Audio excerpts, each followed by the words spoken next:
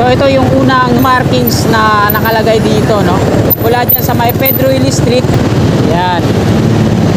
Ayan yung markings na malaking bilog dito, no? Tapos yung kasunod dun sa unahan, wala siyang nakalagay dito, tanging markings lang. At ang kasunod niyan dito, ayan, no? At yung pangatlo naman dito sa unahan, Pier 3 naman nakalagay dyan. Kasi ito naman yung Pier 4. Yan, P4 nakalagay. So yung mga billboard ni Yorme dito, yung sa gilid, oh, tinanggal na, no? Kasi ito yung Pier 5. At ito naman yung Pier 6. At ito naman yung Pier 7. Yan. Tapos ito naman yung Pier 8. Ayan, oh. At dito na i-connect yan sa taas. Nandito tayo mga kasikap sa may Osmeña Highway, kung saan ito yung alignment ng mga rebar cage patungo dun sa unahan. Bossing, hindi kayo madidemolish dito? Hindi ito madidemolish? Ito, yung lugar na to. Ha? Hindi kayo aabutin? Kasi pasok na pasok kayo sa rebar cage na yun, no? Sinimulan ko to, walang naniniwala sa paligid ko. Bagong umaga at syempre panibagong update na naman po ang gagawin natin. Araw po ngayon ng Martes, ika-20 ng Agosto taong 2024. At ito, ika-11 na po ng umaga. At patungo ako ngayon sa isa kong outlet. At dadaanan natin ang Skyway Stage 3 on ramp to south along Osmeña Highway. Samantalahin po natin yung pagkakataon na makunan natin ang update. So mag-umpisa po tayo dito sa may Plaza Dilao. Ito po yung Nagtahan Interchange, no? Quirino Avenue southbound po yan, yung mga gumagalaw na sasakyan. Sa kabila naman yung northbound patungong Espanya. So nandito tayo sa ilalim ng viaduct ng off-ramp extension po yan ng Quirino Avenue to UN. Galing NLEX po yan. So ayan po yung kukunan natin ang update at patungo tayo sa may on-ramp to south along Osmeña Highway. So galing ako dito sa Lanay mga kasikap. Ito, nag-pick up ako ng pagkain ng mga amo ko. Dito lang yan sa harapan ng Plaza Dilao. Samantalahin natin na makakuha tayo ng update ngayong umagang ito habang patungo tayo sa Osmeña Highway. Kakana na po tayo dito. Ito po yung viaduct ng Quirino Avenue Extension. Off-ramp patungong UN to, no? Meron ng mga street lamp pole sa taas pero wala pa siyang mga lamp. Yung Center Island, ito. Umalis na yung mga kababayan natin, mga street wheelers dito na naninirahan sa gitna, no? At nagta-traffic din pala dito, no? So, ngayon wala pang progress o pagdaragdag. Mga 2 span pa to patungo doon, tas off-ramp na, yung off-ramp na to kung UN. At balik na ulit tayo. Patungo na tayo dito sa southbound ng Quirino Avenue.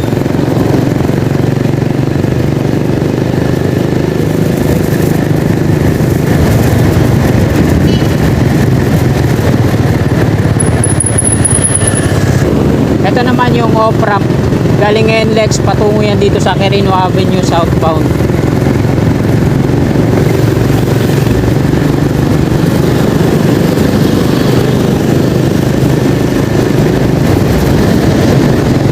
Nandito na tayo mga kasikap. Quirino Avenue ulit southbound. Paco Station sa kabila ng PNR na ngayon naman ay NSCR.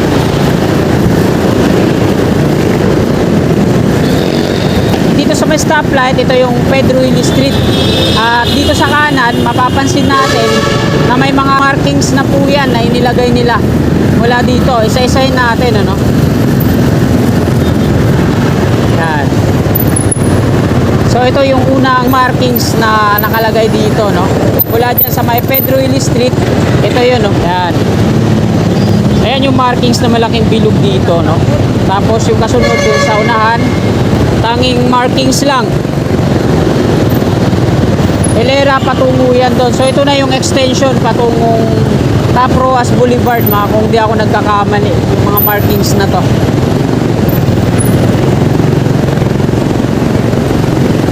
At ang kasunod niyan dito, ito, sa may halaman na to.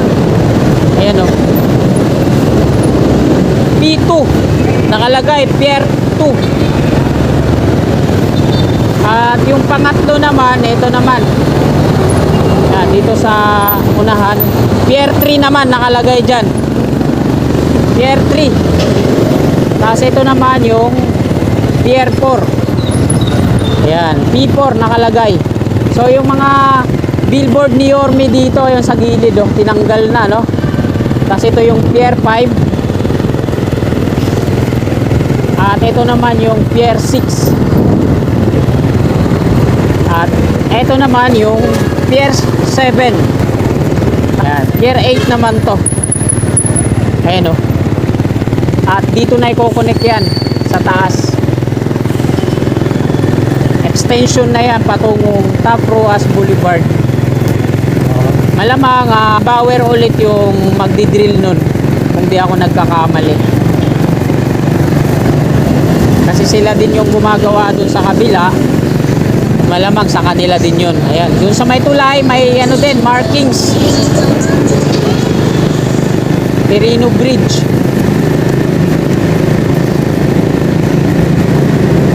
Diretso tayo sa unahan, mga sikap. Doon tayo mag-U-turn sa may San Marcelino Street. Yan, nandito na tayo sa Angelinaw Street. Ito yung ilalim ng on-ramp, off-ramp. So, hindi pa rin talaga mapigilan na may mga makalusot na tinatapon ng mga basura sa loob. Meron pa rin. Kahit mataas na yung mga wire mesh na bakod dyan sa ilalim.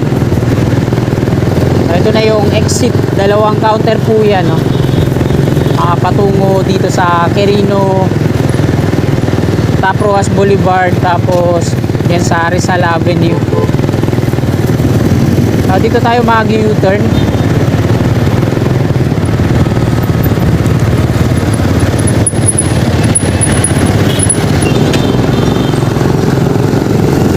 Dito na tayo sa eastbound ng Quirino Avenue.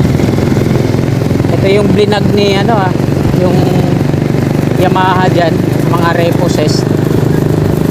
Yan. So ito naman yung on-ramp sa kanan, exit sa kaliwa.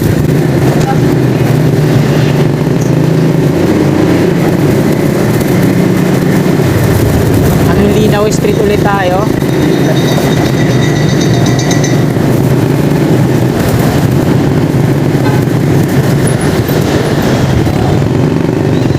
Ngayon pa lang sila nag-install ng mga downspout dito sa part na to, no?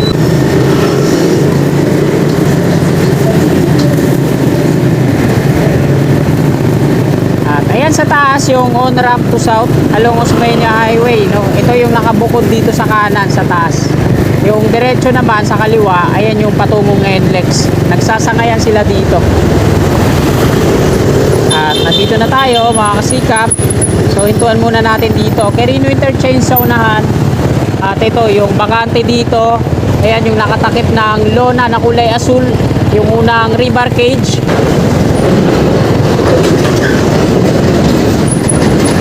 At ito na yung Quirino Interchange. So ayan yung mga bentonite tanks ng Bauer sa kabila. So meron ding off-ramp dun sa kabila, no? Ayan yung toll. So apat naman yung counter dun.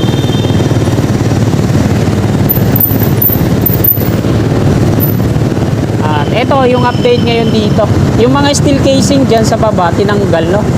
Ayun pala yung ina-shitty lane nila nung nakaraan.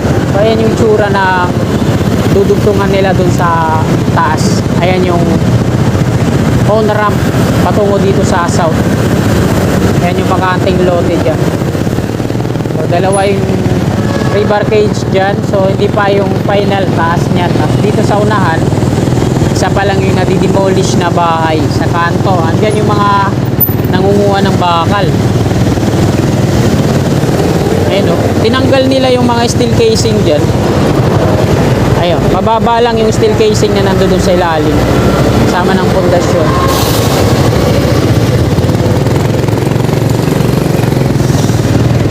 Sipag nila, no? Kinukuha nila yung mga kahoy na yan, gagawing uling. Tapos dito naman sa tawid, yan.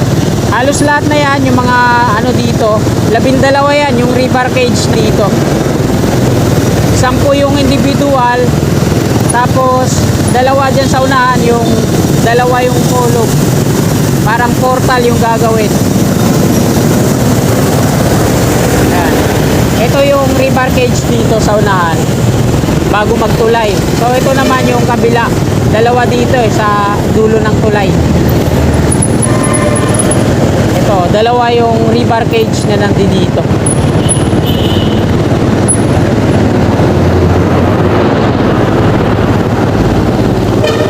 Portal yata yung gagawin dito, isa, tapos yung nandun sa unahan, 2.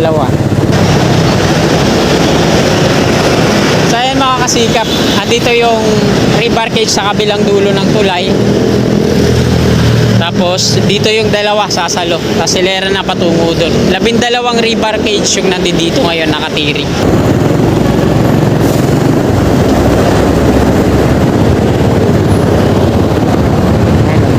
Ito yung ibang river cage dito. Yan, nakatirik na yan. So hindi pa na dudugtungan, wala pang top segment. Foundation pa lang yung nakabound dyan. Dito yung nakausap natin na hindi daw sila madidemolish.